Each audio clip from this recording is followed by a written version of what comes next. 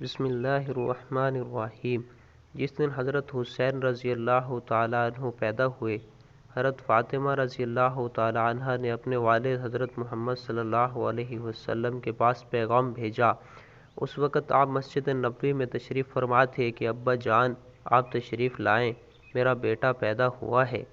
نبی اکرم صلی اللہ علیہ وسلم کو جب خبر ملی تو مسجد سے حضرت فاطمہ کے گھر تشریف لائے۔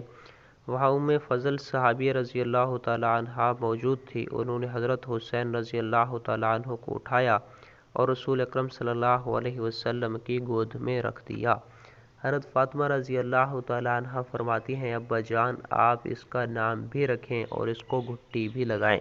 رسول اللہ صلی اللہ علیہ وسلم نے حضرت حسین رضی اللہ تعالیٰ عنہ کو گود میں اٹھایا اور نام خود منتخب کیا اور اس کا نام حسین رکھا۔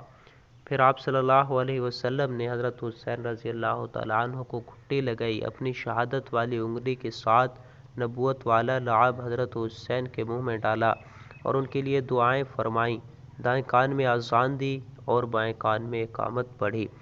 اسی کو گھٹی لگاتا ہے، کسی کو نانا کسی کو گھٹی لگاتا ہے، کسی کو والدہ گھٹی لگاتی ہے، کسی کو ماموں گھٹی لگاتا ہے۔ واہ حسین تیری عظمت پر قربان، تجھے گھٹی محمد مصطفیٰ صلی اللہ علیہ وسلم نے لگائی، پھر کسی اور چیز کی گھٹی نہیں لگائی۔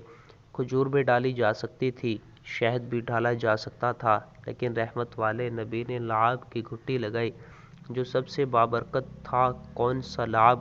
وہ لعاب جو حضرت ابوبکر رضی اللہ تعالیٰ عنہ کے ایڑی پر لگایا تو شفا مل گئی، جو حضرت علی کی آنکھوں پر لگایا تو شفا مل گئی۔